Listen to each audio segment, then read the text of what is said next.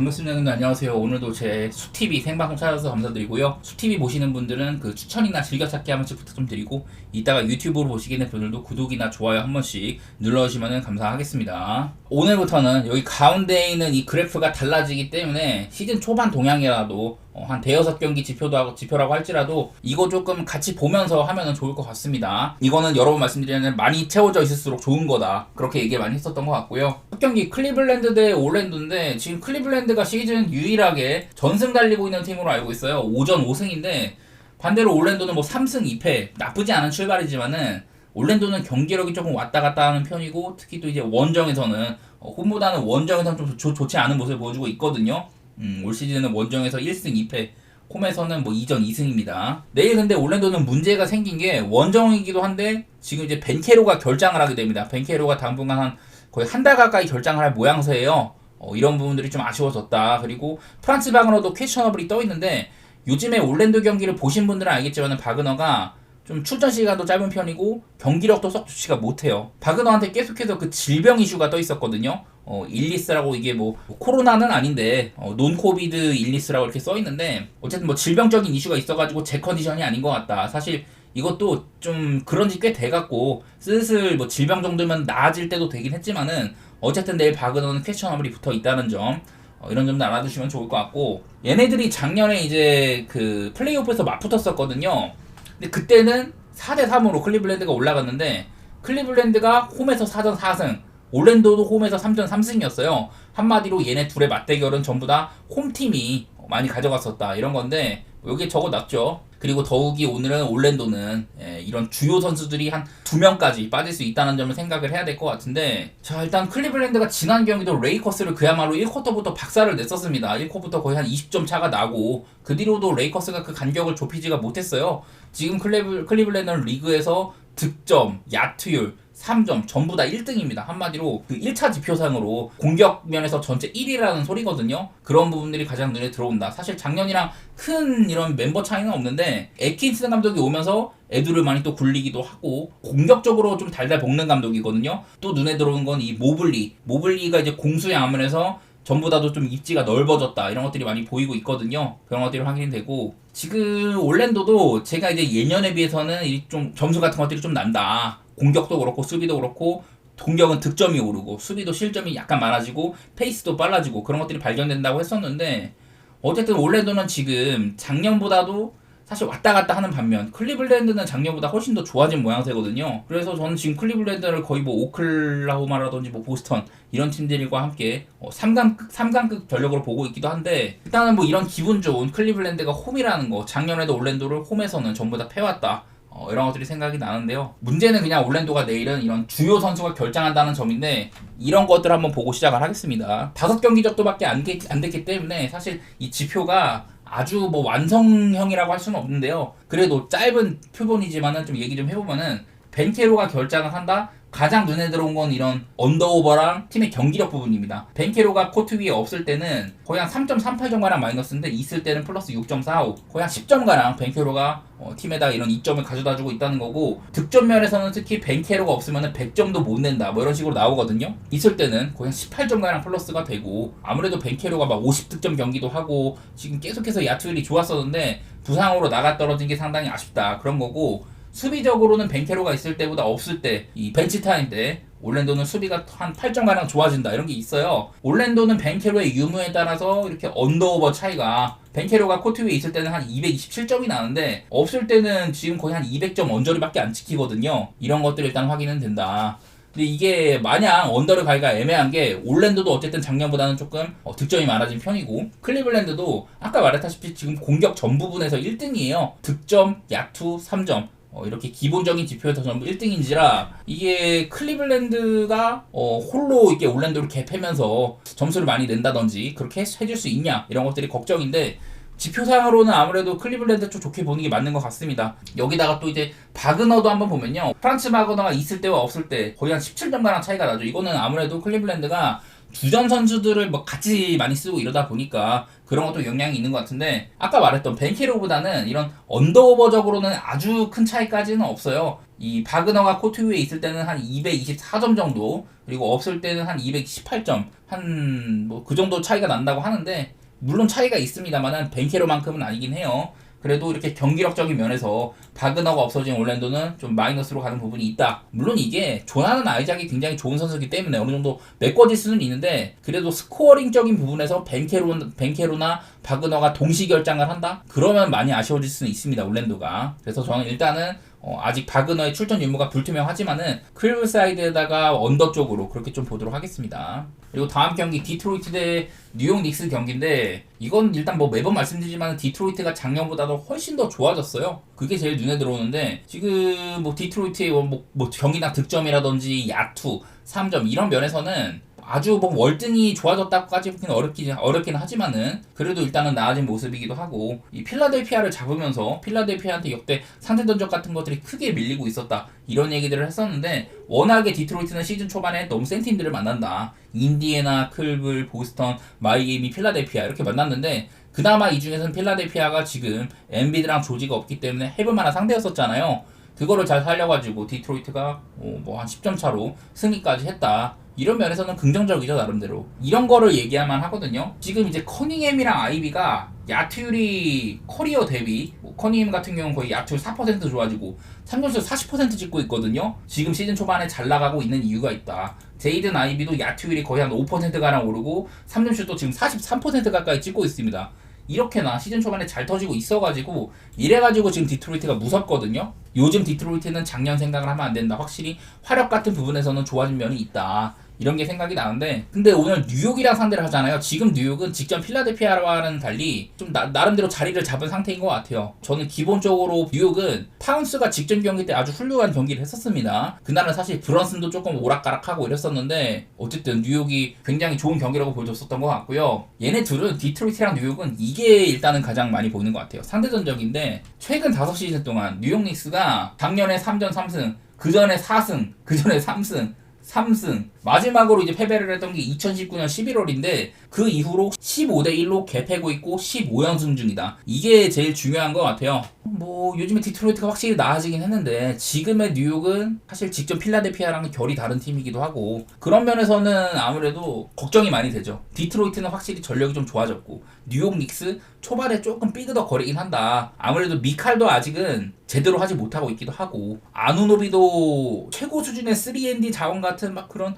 타이틀에 걸맞는 모습까지는 아니긴 하거든요. 그래도 여전히 뉴욕 닉스는 지금 이렇게 야투 2등, 3점슛 3등 이런 식으로 야투 면에서도 디트로이트보다 훨씬 더 나은 상황이기는 해요. 일단은 저는 뉴욕 쪽에다가 언더를 살피고 있는데, 언더는 되게 애매해 보이기는 해. 직전 경기가 이제 뉴욕이랑 마이애미가 둘 다 리그에서 페이스가 가장 느린 팀들이다 이런 얘기를 했는데, 그 경기는 사실 뭐 3점이 둘 다 40% 넘기기도 하고 그런 날이어가지고 좀 점수가 났는데, 일단은 저는 뉴욕의 색깔은 언더팀으로 보고 있긴 하거든요. 디트로이트가 과연 얼마나 뉴욕 상대로 뽑아줄 것인가 그런 건데, 따지고 보면 디트도 지금 뭐 많이 패배하긴 했습니다만은 점수를 그렇게 막 엄청 잘 내고 있는 편까지는 아니에요. 보시다시피 리그에서 득점은 26등 정도, 평균 106점 정도 이렇게 하고 있어가지고, 저는 일단은 언더 쪽으로 살피도록 하겠습니다. 그 다음 경기 샬럿 대 보스턴 경기. 아무래도 보스턴이 직전 인디애나전은 너무 좀 팀이 별로였어. 근데 이게 보스턴이 엄청 초반에 안 풀렸거든요. 브라운이나 테이텀이나 야투 다 안 터졌었고 되게 게임이 안 풀렸었는데, 그에 반해서 인디애나는 주전이고 벤치고 할 거 없이 너무 잘 터졌단 말이야. 메서린 같은 애들 30득점 찍고 토핀도 18득점 하고 이랬었는데, 한마디로 직전 경기 인디애나는 주전이고 벤치고 할 거 없이 다 터졌다. 그랬는데도 보스턴한테 4쿼터에 아마 21점 차? 그 정도까지 제가 봤거든요. 그 정도로 이렇게 4쿼터 초반에 벌어져 있었는데, 그거를 보스턴이 기어코 연장을 갔습니다. 보스턴은 되게 안 풀린 날에도 어쨌든 간에 이렇게 비벼낼 수 있다는 거, 그거를 보여줬던 날인 것 같아요. 그만큼 꺾기 힘든 상대다 이런 건데, 샬럿 대 보스턴도 일단 기본적으로 보스턴은 리그에서도 손꼽히는 강팀이고 리핏에 도전하고 있는 팀이고, 샬럿은 뭐 작년에 개판이었었잖아요. 돋보이는 거는 생각보다 샬럿이 지금 이런 공격적인 면에서 상당히 좋다. 보면은 보스턴이 리그 전체 평균 득점 1위거든요. 근데 샬럿이 4등이야. 샬럿이 지금 되게 뭐 성적이 좋은 거는 아닌데 이상하게 득점이 많이 납니다. 야투율이나 3점 같은 거, 특히 3점은 40% 조금 안 되게 찍고 있는데 야투율이 썩 좋지는 않거든요. 그런데도 이렇게 많은 점수를 내고 있다는 거. 한마디로 샬럿이 라멜로 볼이 있을 때는 평소보다 득점이 확실히 좀 많아지는 부분이 있다. 이런 것들 말씀을 드렸었고, 내일은 뭐 그 브랜든 밀러가 돌아올 수도 있다고 해요. 확실하진 않지만은 어쨌든 샬럿은 이렇게 좀 초반에 공격적인 면에서는 그렇게 꿀리지는 않는다. 이런 것들이 보이기는 합니다. 하지만 상대적 상으로는 여태 샬럿이 보스턴한테는 이렇게 좀 고전을 해왔었거든요. 최근에 3시즌 정도 동안 2대9로 보스턴이 크게 앞섰던 것도 있었고, 샬럿은 사실 직전 경기가 이제 그 스카디 반즈가 없는 토론토였는데, 근데 그날도 딕이라든지 바렉 같은 애들, 이런 애들이 전부 30점을 넘겼어요. 그 정도로 지금 현재 샬럿의 수비는 썩 봐줄만하지가 않다. 이런 거였고, 아까 제가 인디애나를 조금 말씀드렸는데, 인디애나가 보스턴을 잡을 때는 벤치까지 싹 다 터진 경기였었단 말이야. 근데 지금의 샬럿은 사실 벤치에서는 득점적으로 뭔가를 해줄 만한 선수가 많지가 않아요. 그나마 트레맨인데, 트레맨도 지금 뭐 선발이랑 이런 주전을 좀 오가고, 선발이랑 벤치를 오가고 있기도 하고, 인디애나만큼 이렇게 막 득점을 담보해줄 만한 선수가 많이 없다는 점들, 그런 것들을 생각을 하면은 아무래도 저는 보스턴이 직전 경기는 너무 좀 안 좋았는데도 그 정도였다, 연장까지 갈 정도였다, 20점을 극복을 하면서 그런 거를 보면은 아무래도 좀 보스턴을 좋게 볼 만한 경기인 것 같습니다. 다만 이제 기준점이 10.5나 돼가지고 그런 점이 좀 걱정스럽기는 하죠. 보스턴도 따지고 보면 직전 경기 때 너무 팀이 안 풀리다 보니까 센터에 이제 그 니마이스 퀘타 같은 애들, 거의 뭐 출전 시간에 평소에 못 가져간 애들인데 그런 애들까지 오늘 잘 터지니까 한번 써보자, 이런 마인드로 했는데 그게 적중을 한 셈이었거든요. 이렇게나 보스턴은 팀이 안 풀리더라도 잘 될 구석이 있다, 뭐 그런 소리고, 뭐 양 팀의 올 시즌 평균 득점을 합하면은 240점이 찍힙니다. 그 정도로 이 샬럿도 팀적으로 막 훌륭하다고 볼 수는 없지만은 점수 자체는 많이 나는 애들이기도 하고, 시즌 초반에 이런 3점 감각 그런 것들 보면은 괜찮다고 싶어요. 오바도 한번 보도록 하겠습니다. 이거는 다음 경기 애틀랜타 대 세크라멘토 경기 한번 말씀 드려보도록 할게요. 지금 애틀랜타는 부상이 너무 많습니다. 여기도 지금 거의 뭐 두 줄인데, 뭐 보그나로비치는 거의 뭐 계속 못 나오고 있고, 트레이 형의 좋은 파트너였던 다이슨 다니엘스 한동안 결장할 거라고 하고, 3번에 헌터, 이렇게 결장이 좀 많아요. 그래서 지금 애틀랜타가 막 워싱턴한테도 그렇고, 이 조금 더 들여다보는 오펜시브 레이팅이나 뭐 디펜시브 레이팅, 이런 것들이 그냥 워싱턴이랑 비슷한 수준입니다. 작년에 애틀랜타가 뭐 플레이인 진출권까지 뭐 비비고 그랬었지만은 올 시즌에는 그런 것들이 좀 편해 보이지는 않아요. 시즌 초반에 트레이 형이 아주 뭐 잘 풀린다거나 그것도 아니고 턴오버도 너무 많고, 이래가지고 지금 애틀랜타는 경기력 편차가 상당히 크다. 라인업만 봐도 리샤테 좋은 선수지만 일단 어쨌든 어디까지나 신인이고, 그리고 사실 까놓고 봤을 때 초반에 경기력이 좋지는 못했어요. 스탯 같은 것들이나. 그 로디 같은 경우는 어쩔 수 없이 지금 그냥 땜빵하고 있는 뭐 그런 선수에 지나지 않는 편이고, 애틀랜타의 강점이 조금 떨어졌다는 생각이 듭니다. 그에 반해서 세크라멘토는 저는 사실 드로잔을 그렇게 좋게 안 보기 때문에 걱정을 많이 했는데, 이게 까놓고 보니까 지금 세크라멘토 경기력이 아주 좋아요. 드로잔이라는 이런 미드레인지에 강점 있는 선수가 있다 보니까 드로잔한테 수비가 조금 쏠리는 것도 있고, 그러면은 이 세크라멘토가 자랑하는 뭐 허더라든지, 허더가 요즘 3점이 상당히 좋습니다. 사보니스도 인사이드에서 원래 활약을 많이 하는 선수였는데 요즘에는 3점도 조금 던져주고 있기도 하고, 특히 이제 2번 자리에 허더랑 키오넬리스가 경합을 하고 있거든요. 둘 다 잘해. 근데 허더는 이런 3점에서 강점이 있고, 키오넬리스는 허슬이 아주 뛰어난데, 세크라멘토는 누구를 조합하든 간에 평균 이상의 경기력을 자랑을 하더라. 요즘에 세크의 분위기가 상당히 좋다는 거, 그런 것들이 많이 보여요. 그래서 현 시점에서는 애틀랜타는 사실 좀 저점입니다. 반면에 세크라멘토는 생각보다는 좋다는 거, 그런 것들이 많이 보여요. 사실 뭐 놓고 보면은 기록상으로 세크라멘토는 지금 예년에 비해서 리바운드 수치가 리그 꼴찌로 지켜요. 원래는 사보니스가 아무래도 좀 악어팔이란 이런 이름 때문에 그래도 힘이 좋은 선수니까 더블을 밥 먹듯이 찍는 빅맨이었는데, 리바운드 수치가 조금 떨어진 거, 이런 게 아쉽기는 하지만은, 그리고 뭐 3점이나 뭐 이런 것들이 아주 좋게 찍히지는 않는데, 기본적으로 야투율이 전체 3등이고 득점도 117점 정도로, 여기다가 수비까지 나쁘지 않거든요. 그런 팀이어서 세크라멘토는 전반적인 이런 밸런스가 꽤 좋다고 생각이 됩니다. 제 생각보다는. 그래서 공격의 다각화 같은 그런 것들도 보이기도 하고, 일단 저는 세크 쪽을 좋게 보고요. 언더오버는 이거는 아무래도 좀 애틀 때문에 오바를 찍는 느낌이 있어요. 애틀랜타가 아무래도 좀 나사가 약간 빠진 모습이 보이는데 지는 경기에서도 애틀랜타는 막 120점 가까이 찍어주고 그런 것들이 되게 많았었거든요. 저번에 뭐 오클이랑 했을 때 트레이 형이 아주 턴오버 10개 저지르면서 105점도 못 내고 그랬긴 했는데 그 외에는 전부 120점 근처로 찍어주고 있거든요. 저는 내일도 일단은 오바. 글쎄 세크라멘토가 옛날처럼 2년 전처럼 아주 막 공격 일변도의 팀이다. 그렇게 보기가 어려워가지고 오바는 좀 기준점이 높기는 한데 그래도 저는 오바 쪽으로 선택해 보도록 할게요. 다음 이제 브루클린 대 시카고 경기 한번 말씀드리면은 참 애매한 경기입니다. 이거는 브루클린은 색깔을 봤을 때 지금 팀을 이끌어갈 만한 이런 리딩 스코어링이 별로 부족한 팀이거든요. 근데 생각보다 지금 슈로더가 아주 잘하고 있고 캠 토마스도 폭발력을 보여주고 있고 이래가지고 기본적인 팀의 색깔은 방패팀이어야 되는데 이 방패도 사실 아주 견고하지만은 않아요. 디펜시브 레이팅 같은 것들도 그렇게 높은 위치에는 없고 아무래도 뭐 시몬스라든지 뭐 클렉스턴 이런 친구들의 부상이 계속되고 있어가지고 어쨌든 브루클린은 시즌 초반에 저는 약간 플루크가 있다고 보는 편이긴 한데 그래도 현재까지 모습은 뭐 기록도 그렇고 또 멤피스한테 역전승한 거 그런 것들 보면은 팀적으로 분위기가 나쁜 상황은 아닌 것 같긴 합니다. 덴버한테도 나름대로 잘 비볐었죠. 그리고 시카고는 가장 중요한 거는 얘네들이 지금 현재 리그에서 페이스가 가장 빠르다. 작년에는 뒤에서 3등이었는데 지금은 1등입니다. 아무래도 이거는 좀 카루소라든지 데로잔 그러니까 수비가 좋다거나 혹은 하프코트 오프셋에서 이런 미드레인지 게임을 하는 그런 친구들이 없다 보니까 조금 더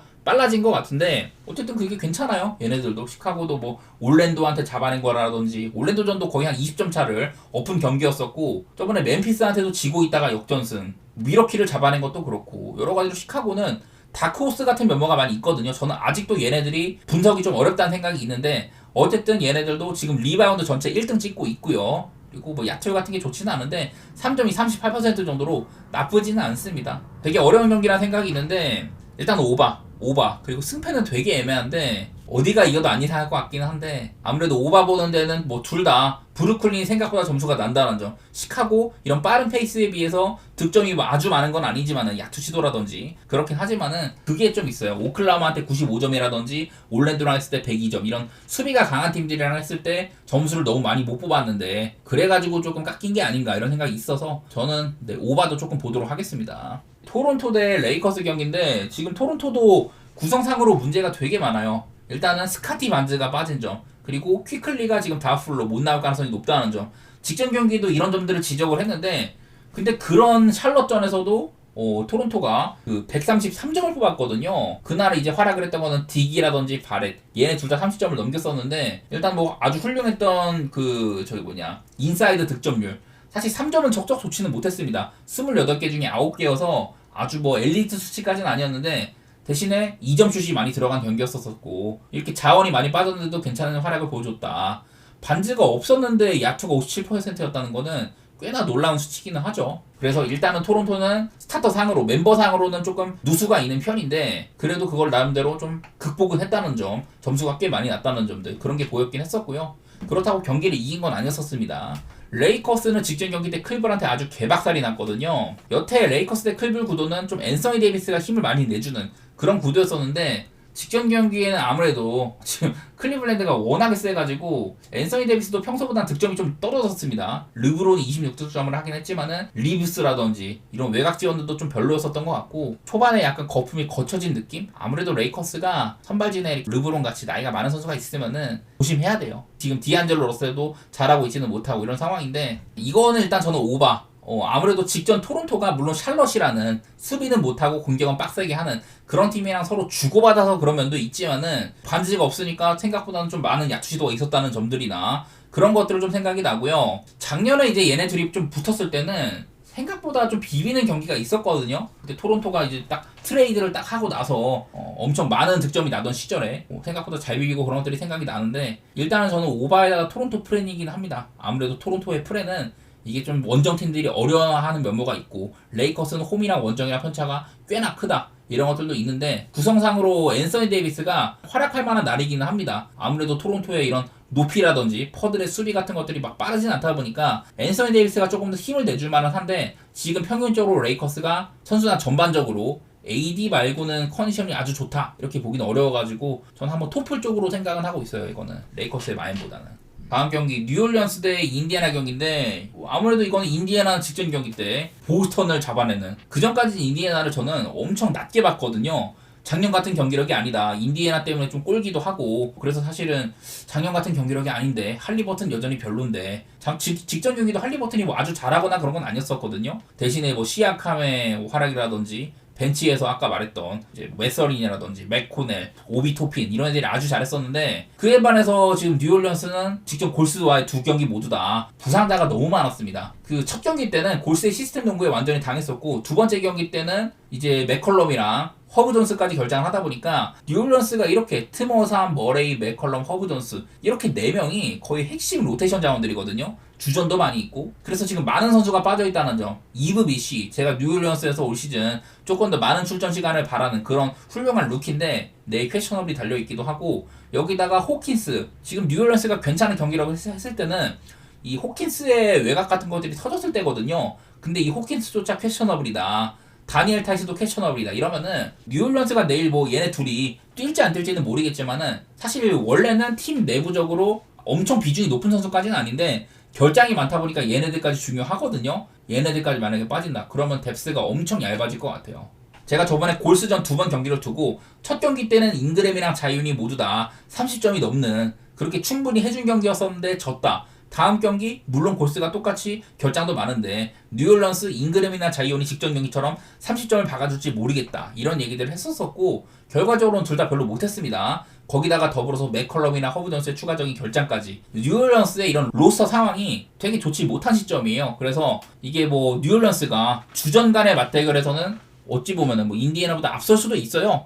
그러긴 한데 벤치 구간에서는 확실히 인디애나가 오히려 점할 거다. 물론 내일도 인디애나 네마드 직전 경기 때 아마 5분인가 밖에 못 뛰었었고, 마일즈 터너도 결장했거든요. 인디애나도 누수가 있을 수는 있는데 뉴올보다 누수가 많은 건 아니다 이런 생각이 들어가지고 저는 일단은 그 인디애나 쪽으로 좋게 보도록 하겠습니다. 지금 보면은 인디애나가 작년이랑은 달리 점수라든지 야투율이라든지 뭐 3점이나 여러 가지 면에서 작년에 인디애나는 확실히 공격 면에서 되게 좋은 팀이었었는데 올 시즌은 좀 그러지 못했었거든요. 직전 경기 보스턴전이 너무 잘 터서 그렇지. 일단 저는 언더, 이거는 뉴올리언스의 점수가 좀 형편없을 거다 그렇게 바라보는 느낌이긴 합니다. 234.5면은 인디애나가 작년 같지도 않고 뉴올리언스 지금 득점 자원들이 너무 모자라다 이런 생각이 있어가지고 저는 언더 쪽으로도 생각 좀 해볼게요. 다음 경기 미네소타 대 덴버 경기입니다. 이것도 작년에 플레이오프 2라운드 라인업이었었어요. 그 초반에 미네소타가 덴버 원정 가가지고 2승을 했는데 사실상 야, 이 정도면 미네소타가 시즌 끝났다,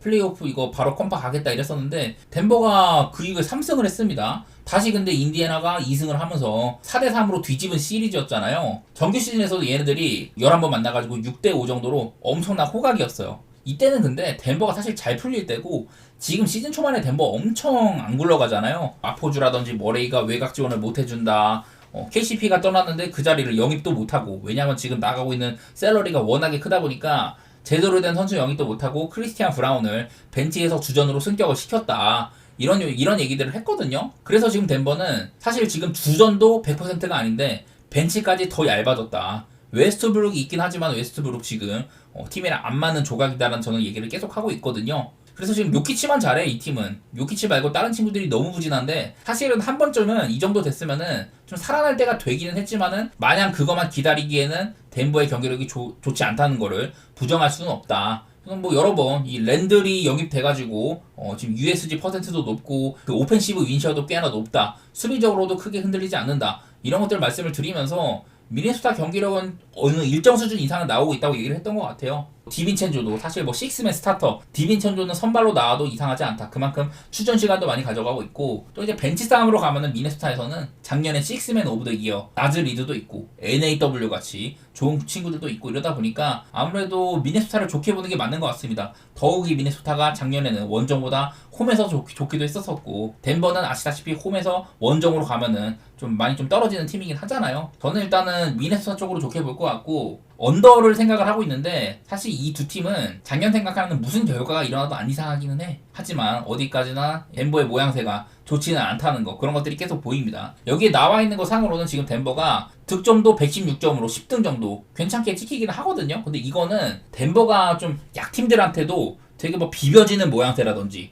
연장을 많이 간다든지 이런 것들도 있어가지고 뻥튀기가 된 것도 있기는 해요. 그런 것들 감안해 주시고 다음 경기 포틀랜드 대 오클라호마. 아까 제가 초반에 디트로이트 얘기를 했는데 포틀랜드도 약간 뭐 디트 느낌 나게 작년보다는 좋아진 팀이에요. 얘네들도 일단 기본적으로 이 수비적인 마인드를 장착한 감독이다. 원래 이제 현역 시절에도 천시 빌러스 감독이 그 디트로이트 배드보이즈 이기라고 굉장히 수비적인 팀에서 선수 생활을 많이 했었고 그런 색채들이 지금 감독이 돼서 나타나고 있거든요. 작년에도 경기력은 개판이었지만은 상대의 3점만큼은 봉쇄를 하겠다. 막 이런 식으로 했었는데 뭐 지금 올 시즌에는 그런 것들이 더 심화가 되고 있습니다. 그래서 포틀랜드가 지금 점수 자체는 많이 못 내고 있어. 107점 정도 내고 있고 뭐 경기당 야툴도 42.7%로 27등, 3점 슛 32.9%로 26등 뭐 이런 식으로 여전히 포틀랜드는 공격은 거의 뭐 최하위권인데요. 문제는 사실 오클라호마가 지금 굉장히 단단한 팀이긴 하잖아요. 뭐 전승에다가 4전 4승이고 이러고 있는데 근데 공격이 안 풀립니다. 득점 112점으로 19등.